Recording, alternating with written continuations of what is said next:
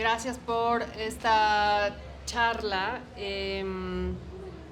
Gracias a nuestros invitados y los voy a presentar primero. Alma Montenegro nació en Tepehuanes, ya le estoy cambiando el nombre al pueblo, perdóname, Durango, y aporta la voz ladina o alta al ensamble de 4 voces Mujeres Cardencheras que inició en 1985. Aprendió canto cardenche en el hogar y en el campo. A los 6 años se incorporó a un grupo de alabanceros e incursionó en el canto tradicional de la calle a los 16. Desde hace 20 años participa como solista con un repertorio de su autoría en la Basílica Colegiata de Nuestra Señora de Guanajuato, donde escribió Mi encuentro con Faustina. En 2020 fue seleccionada en el programa Músicos Tradicionales del FONCA para la realización de Hecho a Mano, proyecto que rescata las últimas evidencias del canto candenche en la Sierra de Durango. Y Benjamín, Alma Benjamín, es músico mije, originario de Santa María Tlahuitoltepec, Mije, Oaxaca. Hacia 1992 emprendió su formación musical en un contexto comunitario con la trompeta en el Centro de Capacitación y Desarrollo de la Cultura Mije. Formó parte de la importante banda sinfónica de su pueblo, con la que realizó distintas giras y grabaciones en importantes escenarios de la República Mexicana. Se perfeccionó en la Escuela Municipal de Bellas Artes del Puerto de Veracruz y en la Escuela de Música Olin Yolistli, Vida y Movimiento, y después en la Escuela Nacional de Música de la UNAM, de la que hablábamos hace poco.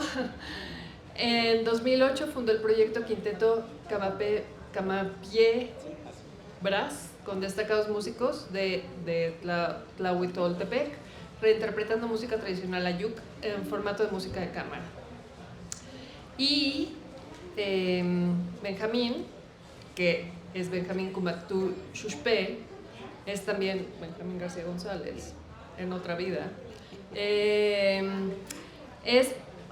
Uno de los principales intereses de Benjamín es la tradición oral como memoria colectiva. De eso vamos a hablar ahora, de la tradición oral, y que viene también de lo que hace Alma. Y ahora, desde el 2014, generó el proyecto audiovisual Kumantuk Xuxpé, exploración musical que incorpora la tradición oral del pueblo mije, elementos de música mije tradicional en diálogo con música electrónica y artes gráficas. Y hoy justamente vamos a hablar de eso. Esta mesa se llama Lengua Viva, y lo que queremos es hablar de la tradición oral y hablar un poco de por qué está pasando. Entonces, ¿cómo la tradición oral se incorpora a la música? ¿Cómo hacer música con eso?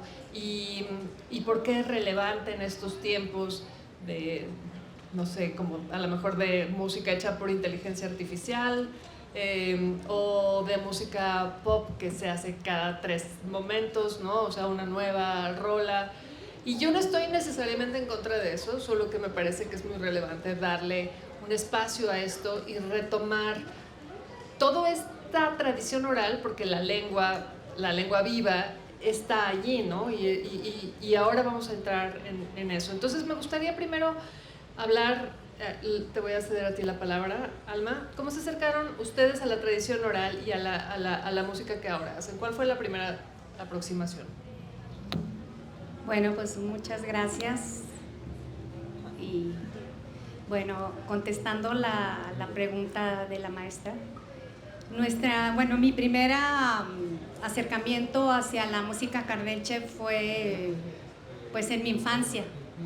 En mi infancia yo escuchaba a los cantores que tenía en ese tiempo, pues en lo que es el canto religioso, porque el canto cardenche tiene 2 vertientes, religioso y de la calle. Entonces el canto de la calle pues lo escuchábamos cuando la gente lo cantaba en las fiestas o alguna celebración que tenían ajena ya pues un poco lejana, pero el canto religioso era muy socorrido, era muy pues, era tradicional, era algo que era parte de los pobladores de nuestra sierra, y ahí tuve yo el primer acercamiento. Pues dice mi madre que lo tuve yo en el vientre de mi madre, que ella escuchaba a los cantores y pues ya que yo me movía en el vientre de ella cuando escuchaba cantar. Entonces ya después ya pues conscientemente como a los 5 años, 6 años desde entonces. Benjamín, ahí tienes un micrófono que puedes tomar. Cardenche, por cierto, viene de cardos, ¿no? De los cardos del desierto, ¿cierto? Puede ser. No sabemos de dónde viene el nombre. Sí, pues. Bueno, no lo han puesto de esa manera, pero en sí, pues el cardenche es una planta que tiene espinas y como es muy, muy común allá en la sierra, pues era el cardenche y el tasajo, que es la parte más humilde de lo que son las cactáceas, el cardenche. Yo voy a leer algo breve para que ya entremos en contexto. Ya empieza el debate. Bueno, suéltate. Tradición oral y música mije. El ritmo, elemento primigenio para la cultura ayuk. ¿De dónde surge la música? ¿De dónde surge la música de los ayuk hoy? En nuestra cultura, el ritmo, la sonoridad y la música nacen para cada uno de nosotros desde que estamos en el vientre de nuestras madres, que decías, ¿no? Un nuevo ser ayuk se acompaña de estos elementos primigenios y al nacer se encuentra con un paisaje sonoro que lo conduce a la música. Primera aproximación de los ayuk a la música. La música tiene una función social, por ende cohesiona a la comunidad. Está presente en todos los momentos de nuestra vida cotidiana, en lo profano y en lo espiritual, que para los sham, nosotros que así nos autonombramos en nuestra comunidad, siempre va entrelazado. En nuestra comunidad existe la figura de las personas que pueden hacer música con la palabra. Según mi parecer, eso provoca y genera la inquietud de la música en los niños y jóvenes. Es la palabra que comparten los mayores donde está resguardada la música, o lo que es lo mismo, los que son capaces de hacer música con la palabra. Ahorita voy a explicar un poco eso. Shushtachen es el lugar donde nosotros aprendemos la música de manera comunitaria. Antes de espacios académicos formales como el SECAM, la comunidad formó muchas generaciones de músicos a través de la escueleta o escuela comunitaria musical. Ahí se aprendía a través de metodologías pedagógicas propias, no de autor, sino de carácter comunitario, todo tipo de recursos orgánicos, territoriales y propios de la sonoridad mije. Por ejemplo, se consideraban las características físicas, la forma de tu cara y de tu cuerpo determinaba el instrumento que podrías tocar. La musicalidad estaba acordada en cada comunidad por su uso social. Ahorita les explico, ya pueden preguntar. De lo local a lo global, la combinación de elementos culturales propios con las influencias de otras tradiciones musicales hacen que mi práctica musical sea un aprendizaje continuo e inagotable. Aprendo cosas nuevas que termino usar y practicar con una metodología propia, es decir, de todos los métodos que tengo oportunidad de conocer, elijo aquello que es útil para mi práctica cotidiana y para mis búsquedas creativas. Practico Shushtachen, como aprendemos desde niños, como una búsqueda de mi propia sonoridad y musicalidad. Honro a quienes fueron maestros en mi comunidad, generando una experiencia íntima y personal que me ha llevado a diversas partes del mundo y a muy diversos géneros musicales con equipos de trabajo colaborativos. Sin hablar el mismo idioma, reconociendo que soy portador de una cultura propia, entro en diálogo a través de la música con la gente más diversa que puedan imaginar. Bueno, a grandes rasgos lo que quería un poco exponerles y pues para que empiece el debate, la charla. Eso está muy bueno porque ahí también dices cómo te acercaste. Los dos se acercaron entonces a la tradición oral y a la música en el vientre de sus madres, cosa que está muy bien y muy bonita. Y me parece que de alguna manera eso es algo que nos puede ocurrir a todos o que debería de ocurrir tal vez, como esa aproximación a lo musical y a lo tradicional. Pero me interesa mucho saber cómo incorporaron como todo lo tradicional a su propia música. Tú hiciste una composición, pero partes siempre de lo tradicional, ¿no? O sea, aunque sean recientes las composiciones, tienes como un bagaje atrás, ¿no? O sea, algunas de las cosas que cantan los cardenches son muy, muy antiguas. ¿Por qué no me cuentas un poco de eso? Bueno, este canto, como es tradición oral, se fue dando desde pues, la tatarabuela, que es lo que tenemos nosotros más antiguo, ¿no? Porque pues es lo tangible, lo que tenemos, lo que nos enseñaron. Mi madre nos enseña lo que cantaba mi tatarabuela, doña María Luisa Blanco, porque ella murió de 115 años en un lugar que se llama El Venado, la Purísima Tepehuanes, Durango, porque soy de la Sierra de Durango. Entonces, desde entonces hemos tratado de atesorar ese legado que nos fue dado, ese legado que nos ha llegado desde esos momentos. Tenemos del bisabuelo un corrido y pues nuestra propia madre, o sea, y mi abuela eran cantoras de ese canto, como decía el maestro, pues es que era parte de la vida cotidiana y parte pues de tu identidad, de lo que tú eres. Y por eso nuestros cantos son antiguos y sí tenemos algunas composiciones acerca de lo que en ese tiempo pues era, porque lo traemos desde niñas, entonces conocemos totalmente el estilo y sabemos el lenguaje que se manejaba, es nuestro, o sea, es parte de lo que nosotros somos, de nuestra identidad, como no solo como gente serrana, sino como personas. Benjamín, ¿cómo has incorporado la tradición oral a tu música? Ya más o menos dijiste algo así, pero ¿lo sigues haciendo? ¿Partiste de algo muy puntual? Bueno, digamos que mi gusto por la música empieza con la palabra. Mi papá es un gran orador. Lo que yo decía en el texto, lo que estaba leyendo, es que para mí existe esa figura de alguien que es capaz de hacer música con la palabra. ¿Y eso qué quiere decir? Que sabe comunicar, que sabe conmover con la palabra, ¿no? Algo así como la función poética, ¿no? Que para los poetas yo creo que, supongo que es eso. Yo no soy poeta, pero creo que esa es la búsqueda de todo poeta, ¿no? La música es igual, ¿no? Creo que desde ahí nace esa inquietud por aprender la música, porque muchas veces las personas que, digamos, que tienen el don de la palabra, de orar, pues conmueven tanto que muchas personas terminan llorando o sea, de tan conmovedor que es el discurso, y generalmente son personas elegidas, no cualquiera lo puede hacer. Puedes aprender la fórmula, porque en los mijes, en la cultura mije, existe la figura del difracismo. Es como dos palabras unidas, por ejemplo, por decir tsunaoin, tanaoin. Tsunaoin es estar sentado y tanaoin es estar parado. Pero las dos juntas se ven como una especie de algo poético. Tienen otro significado que tiene que ver con la vida, el estar, ¿no? En el cosmos. Entonces tiene otro significado en ese sentido. Y alguien que puede jugar con eso, pues conmueve al público, ¿no? Entonces, y para mí tiene un gran valor este tipo de oralidad, por eso Kumanduk pues, se generó en ese proyecto, ¿no? Muchas de las piezas que mañana van a escuchar en el Foro Libertad pues están inspirados de la tradición oral, de cuentos, de leyendas, de ritualidad. Entonces, incluso van a escuchar la voz de mi papá, de mi mamá, de rezanderos mijes. Entonces, los invito mañana a las 7 para que se den una idea de lo que estoy tratando de explicar. ¿Y cuáles son los temas, por ejemplo? Los temas, porque me parece que hay algunas cosas que que pueden hilarse, ¿no? Como cuáles son los temas en el canto cardenche, los temas principales, ¿de qué van?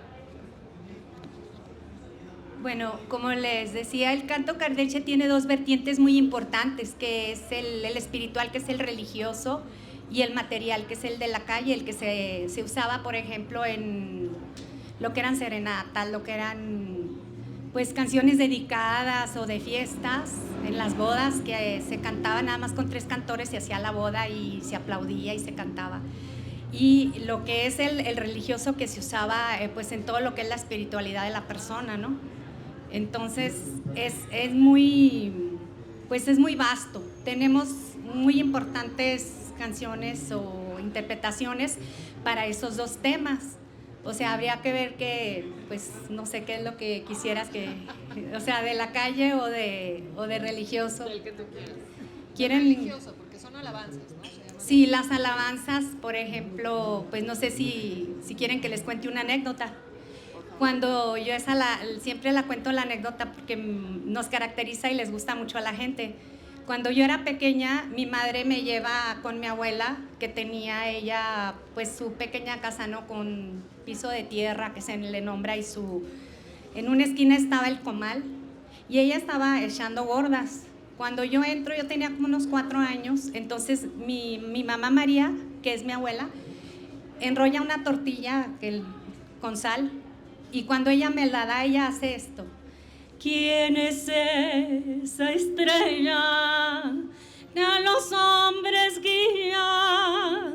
La reina del cielo, la Virgen María. Ella me dedica la tortilla con esa tonada. Entonces, pues eso era lo que yo viví.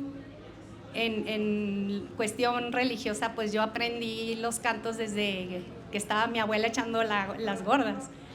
Entonces, el canto de la calle, por ejemplo, pues lo escuchábamos a lo lejos, los cantores desilusionados, decepcionados, que estaban en una piedra porque ellos no se podían acercar a la casa de las damas porque era mal visto. Como que el cantor se acerca a la casa de la dama, pues oye, que si son señoritas, ellas no pueden estar escuchando la música. Entonces, cerca de la casa llegaba el enamorado y como me decía Chinita, que me amabas y me adorabas, que a todas horas del día, cuando no me veas, llorabas. Sí, señor, sí se lo dije, cuando usted tenía dinero, ahora que ya no lo tiene, ahora para qué lo quiero. Pues sí, luego sufriendo. Benjamín también va a cantar, no va a tocar, no va a cantar. Perdóname, ya te estoy poniendo de cantor. No, va a tocar, pero cuéntame por qué, o sea, ¿cuáles son los temas que has incorporado tú a la música? ¿Cuáles son los temas que Kumantuk Shushpe y la tradición oral Mije tienen por ahí? Bueno, como la música Mije tiene una función social, cohesionar a la comunidad. De hecho, mi papá es músico tradicional de cuerda, mi abuelo también lo era. ¿Ellos cómo lo aprendieron? Pues de manera oral. Traicionaste con el viento. Sí, de hecho, sí estoy un traidor a la cultura Mije, pero bueno, ahorita les explico por qué. Bueno, el caso es que, pues yo no sabía que mi papá de joven, mi mamá conoció a mi papá así, digamos, amenizando la fiesta familiar. Cuando un joven quiere cortejar a una señorita, quiere, digamos, casarse con una señorita, lo que hacían es mandar a sus padres para que ellos platiquen y, pues, no sé, por decir, ¿no? Este joven, pues, te vio a ti, ¿no? Le va a decir a su papá, me gusta esta muchacha, ¿no? Entonces, ¿qué hacen los papás? Pues van con los papás de la mujer, ¿no? Hay una primera visita. Entonces, si los padres deciden que sí, haya una segunda visita, va a haber una segunda visita. Entonces, a la segunda visita va el novio, bueno, digamos, el pretendiente, ¿no? Ya para que se conozcan. Y va a haber otra tercera visita. Si es que la chica dice que sí, entonces ya la tercera visita ya se ponen de acuerdo cuando es la fiesta. Y ya cuando se hace la fiesta es cuando van los músicos de cuerda, que se compone de una mandolina, una guitarra y también un violín. También contaba con contrabajo, pero generalmente era guitarra y mandolina. Entonces la mandolina tiene como la función de, digamos, la parte melódica y la guitarra la parte armónica. Entonces así es como se acompañaba, pero era para amenizar, para hacer bailar a la novia, a la que estaba cortejando, a la que estaba pretendiendo. Entonces esa es la función social de la música. De hecho, o sea, los mijes somos muy fiesteros, creo que es gracias a eso. Entonces, pero tiene que ver con la fiesta. Aunque la fiesta es muy como más ritual, más no es como la parte de la costa que es muy, muy dicharachera, jocosa, ¿no? Así, algarabía, ¿no? Ahí es más como pausado. De hecho, incluso nuestra manera de bailar es muy pausado, no es así como acelerada. Entonces, incluso todos los sones que tocamos con las bandas vienen de esa música de cuerda. Esos son los ancestros de la música Mije. De hecho, al rato voy a poner un ejemplo de lo que estoy hablando. Aunque yo, digamos, ya tengo las dos tradiciones, tengo la parte de que puedo leer, pero también tengo esa otra parte de que puedo tocar de manera auditiva, de manera oral, ¿no? Entonces, así es como mi papá aprendió, mi abuelo le enseñó a mi papá y mi papá le enseñó a uno de sus hijos. Yo ya no seguí con eso porque yo emigré a la Ciudad de México porque me hablaron maravillas de la UNAM, entonces por eso quise perfeccionarme con la trompeta. Pero ustedes tienen, en lo que ustedes han tocado, tienen, por ejemplo, rezos y cantos que son también súper tradicionales, ¿no? O sea, son totalmente tradicionales, están en Mije, de hecho. Sí, ¿no? Pero digamos que ahora sí que la mayoría de la música está compuesta para la fiesta. Ok. Sí. Ok. Para bailar, pues. Muy bien.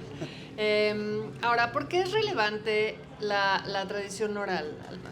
¿Por qué crees que es relevante la tradición oral de lo que ustedes llevan, esos cánticos que son, tú no lo has dicho ahora, pero lo vamos a decir de una vez, muchos de los cantos que ustedes trabajan como cardencheras tienen 300 años, por ejemplo, ¿no? O sea, una cosa así. ¿Por qué te parece relevante conservar eso todavía? Bueno, pues es que hay una frase muy hermosa que conocí yo que dice que de lo que el árbol tiene de florido es de lo que tiene sepultado. Entonces yo siempre esa frase la relaciono mucho con la gente de mi pueblo. O sea, son nuestros tesoros ocultos. México es grande, o sea, nuestra sierra, nuestra gente es un cúmulo de veras de valor, de belleza, de sensibilidad. O sea, ¿cómo no volver a la raíz? La raíz te centra, te sitúa quién eres. O sea, es la identidad de nuestra gente, de nuestros pueblos, nuestra propia identidad. ¿Cómo no volver a la identidad? Porque a partir de saber quién soy, sé a dónde voy. Ahorita hay muchísimas propuestas tan ajenas a nuestra cultura, a nuestra idiosincrasia, a nuestros valores, que ya no retratan lo que somos, ya no sabemos a veces ni quiénes somos. O sea, hay que volver a la raíz para saber quiénes somos. Es muy importante lo que es la tradición para nuestros pueblos, por ejemplo, nuestros jóvenes, nuestros niños, nuestra misma gente. Yo pienso, así lo he sentido, que es muy importante volver a la raíz para saber quiénes somos, porque nos da la identidad y nos da ese valor como seres humanos, como personas. Es muy importante, por eso. ¿Y tú? Cuéntame. Bueno, creo que lo relevante de la tradición oral en este contexto, en este mundo tan globalizado, creo que el dejar de, bueno, al menos voy a partir desde la lengua, el dejar de hablar la lengua es pues perder la memoria, ¿no? Es perder muchos conocimientos que se han transmitido de manera oral, ¿no? Mi papá, la manera como me educaba, como él es monolingüe, aunque de otras variantes del mije, incluso zapoteco, mixteco, como colindamos con los zapotecos, por la parte de Sierra Juárez, con los de Yalala, por la parte del Istmo, pues con Juchitán, todos esos pueblos. Entonces, creo que ese es lo que lo hace relevante, ¿no? Yo tengo un hijo ya de 15 años y procuro hablar en mije, ¿no? Porque, bueno, te decía que mi papá me educó contándome historias. Entonces, cuando veía que yo era niño inquieto, de hecho, la tradición oral de Kumantuk es un personaje que sale en las noches. Entonces, pero esa historia te lo contaba para que tú te contuvieras, ¿no? Que tuvieras miedo, pues, en la noche, ¿no? O no sé, si no respetabas los animales, te contaban historias sobre eso. Entonces, a mí eso se me hacía eso hasta la fecha se me hace muy importante, que creo que ya no se hace. Ya todo es leído, ya todo, digo, también creo que es bueno, pero para mí que la magia surgía cuando me lo contaba, me imaginaba, y en ese momento el estarme imaginando esas historias, esos personajes, estaba yo creando sin saberlo, ¿no? Ahora que ya lo entiendo, ya de grande, entonces qué tan importante es. Entonces creo que se están perdiendo muchos conocimientos, por eso creo que muy importante, incluso desde el nombre del proyecto de Komanduk, pues está nombrado en mije, porque se habla mucho de rescate de la lengua, pero ni siquiera somos capaces de nombrarnos en nuestra lengua, ¿no? Entonces, curiosamente, los que más me discutían con eso fueron los diseñadores al hacer el logotipo. Peleando, ¿qué es eso? Ahora, me gustaría saber también qué han aprendido ustedes, o sea, qué han aprendido ustedes al tocar y al cantar estas músicas tradicionales, estos cantos tradicionales, las alabanzas, esta nueva versión de sones y demás. ¿Qué han aprendido ustedes al llevar eso a las demás personas?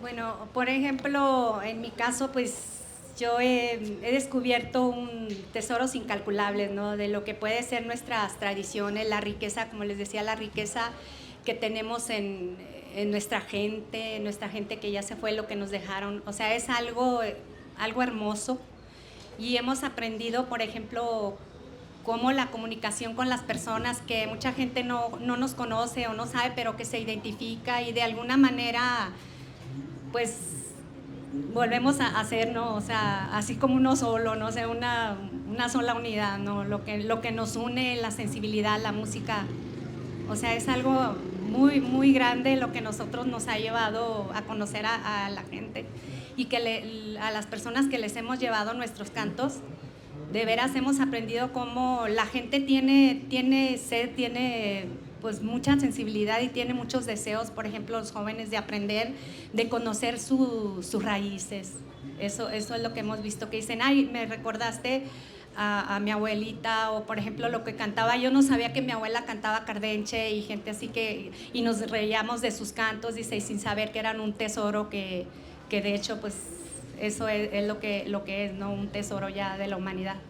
Nuestras tradiciones de gente de la sierra, gente humilde que las cantaba mientras sembraba, mientras cosechaba, mientras hacía su comida. O sea, hemos aprendido de veras, de verdad, quiénes somos y a dónde vamos. ¿Y tú? Bueno, creo que sin darme cuenta, el haber aprendido a tocar con música mije, porque es la manera como nosotros aprendemos los mijes, porque la comunidad necesita hacer fiesta, ¿no? Y para todo necesita de la música, necesita de una banda de música, ¿no? Sin saber que ahí era la escuela. Pero a veces se nos inculca de que estar digamos, en espacios, no sé, urbanos, en una escuela, bueno, como lo es la UNAM, o sea, yo pensé que, pero, digamos, iba a ser mejor músico todavía, ¿no? Digo, vine a reafirmar sobre los conocimientos que ya había aprendido, pero yo ya tenía las bases. Digamos que vine a perfeccionarme y pues como a darme cuenta más como esta relación de lo universal, de la música, ¿no?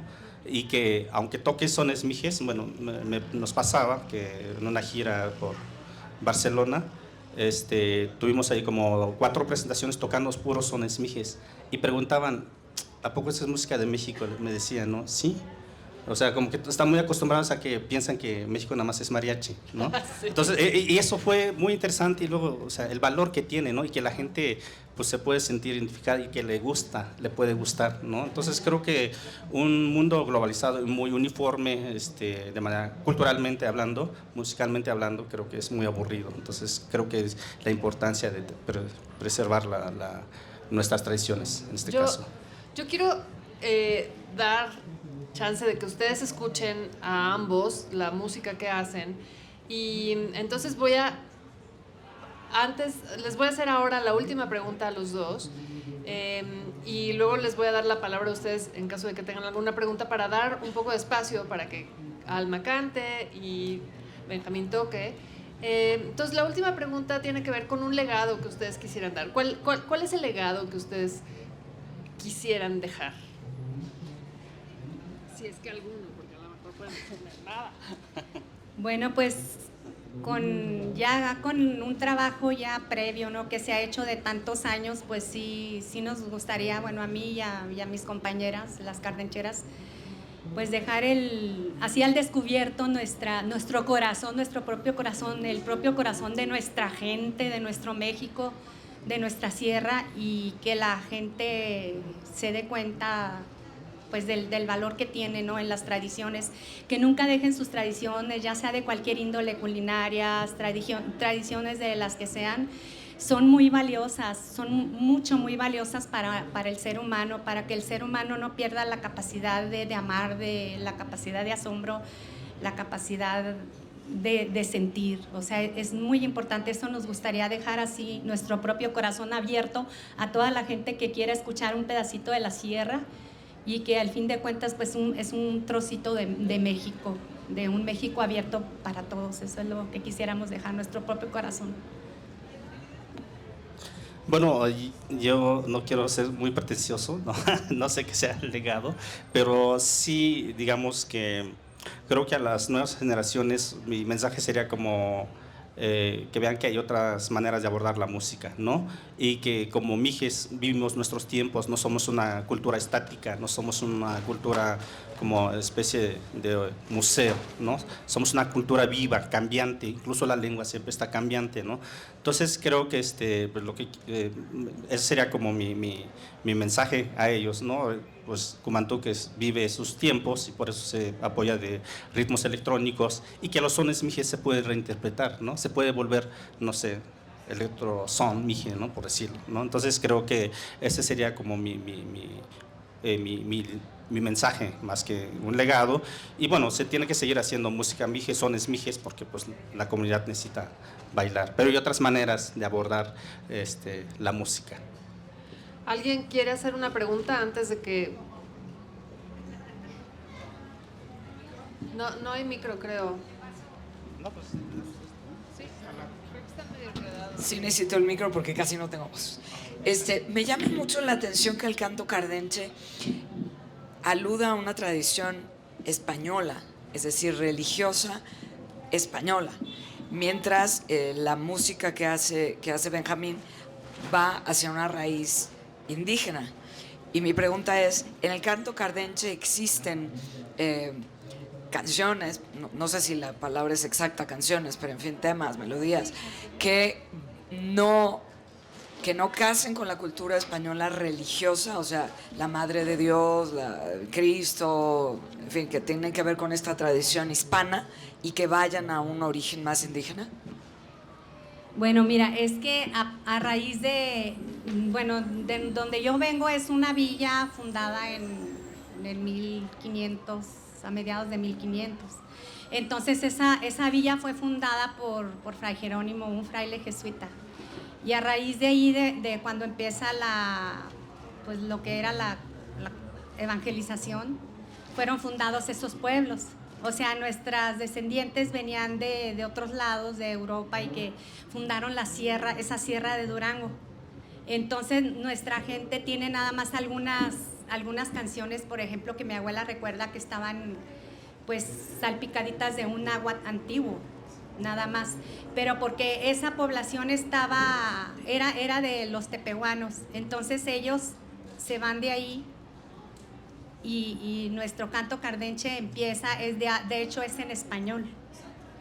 Es en español, es después, sí, es como en el 1600. Tenemos una alabanza que es de 1776.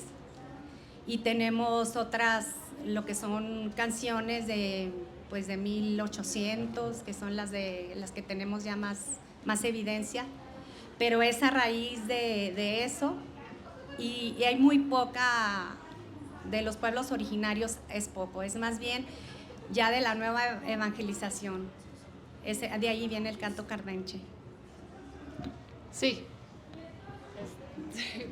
Perdón que no tenemos más micros. No lo puedes jalar mucho porque bueno, te llevas a Benjamín. No, para ti sería como, bueno, porque suena como muy emotivo lo que cantas, ¿no? El estilo. Y pues yo lo que me pregunto es, ¿y cómo cantan cuando alguien se muere? ¿No? Porque pues yo creo que debe ser pues, todavía más, o se puede más todavía. Y bueno, y de lo que decía Benjamín, la verdad me pareció muy interesante esto, cuando mencionas que tangencialmente la música participa de la cuestión del pedimento de la mujer. Pues es bien interesante, porque a lo mejor desde un punto de vista moderno, pues podría parecer que los roles de género y el respeto a la autoridad y todo este proceso de pedimento en comunidad fuera anacrónico, pero pues para ustedes funciona, y para otros pueblos indígenas pues funciona como un proceso de reproducción de su propia cultura. Entonces pues sí es o sea, es como que hay que saber verlo también, ¿no? Y pues sí, fue muy interesante pues cómo platicaste eso. Gracias. ¿Quieres decir que sí se puede hacer mucho más? Sí se puede hacer más dramático. De hecho, el canto doloroso, que es el que se usaba ya en las celebraciones muy importantes de Semana Santa, tenemos unos cantos donde hay una alabanza que se llama Sangrientos Lobos. Y los niños salían corriendo cuando los cantores empezaban. Teníamos hombres y mujeres, aunque el canto era casi de puros hombres, ya las mujeres ya se atrevían a cantar. Entonces los niños salían corriendo y yo era bien valiente. porque yo me quedaba ahí escuchando el sangrientos lobos te llevan presa y Anás presenta aquel cordero, pues padeciste por amor nuestro, Jesús bendito, seas mi remedio.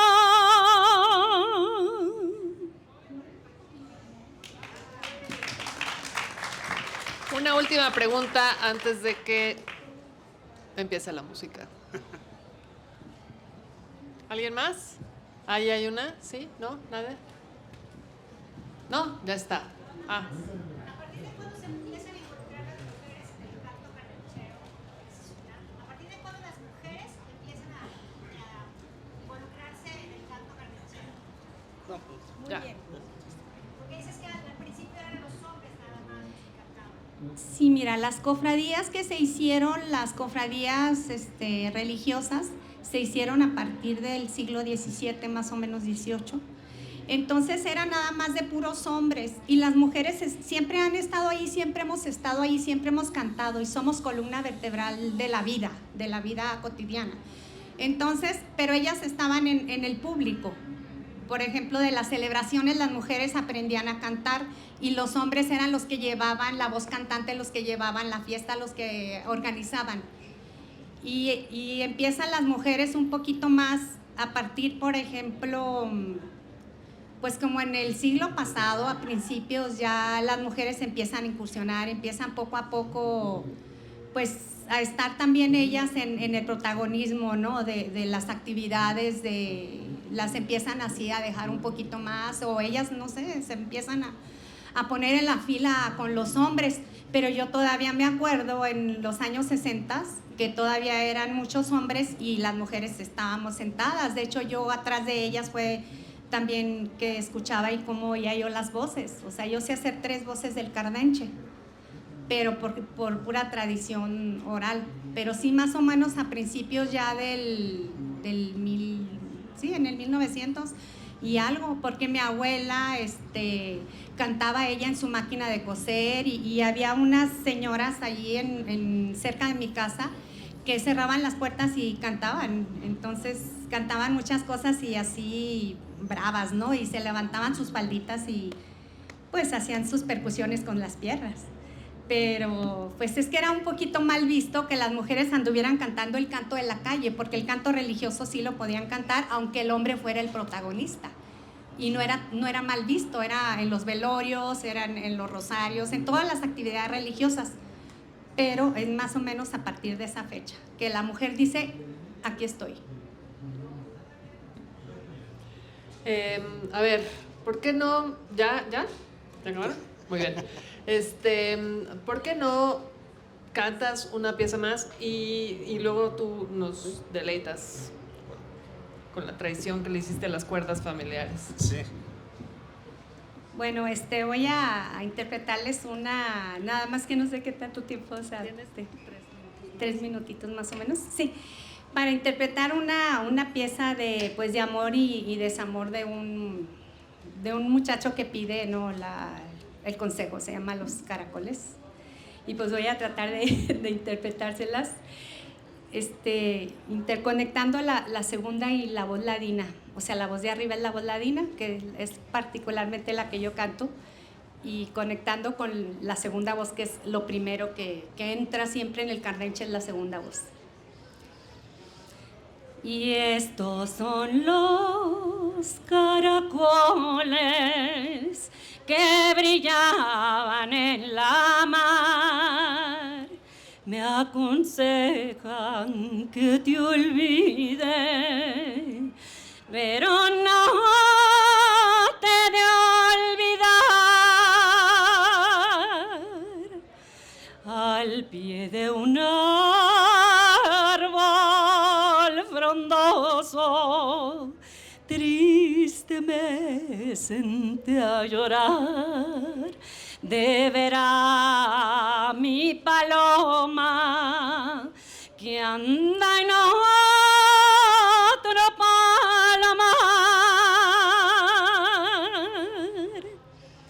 Mis amigos me aconsejan como queriendo acordar que dejé pasar el tiempo para poderla cortar, por dejar pasar el tiempo y hacerme disimulado.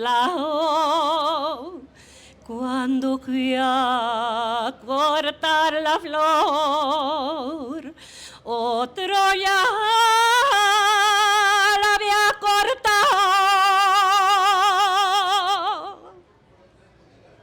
¡Bravo! Bravo, muchísimas gracias. Bueno, yo voy a tocar algunos motivos de los sones de los que les hablaba. Estos sones los aprendí de manera oral, pero voy a requerir de sus aplausos para que me acompañen con el ritmo, porque pues una banda mije se compone de 40 a 60 integrantes. Entonces, ahorita les voy a marcar el ritmo y ya empiezo a tocar. ¿Va?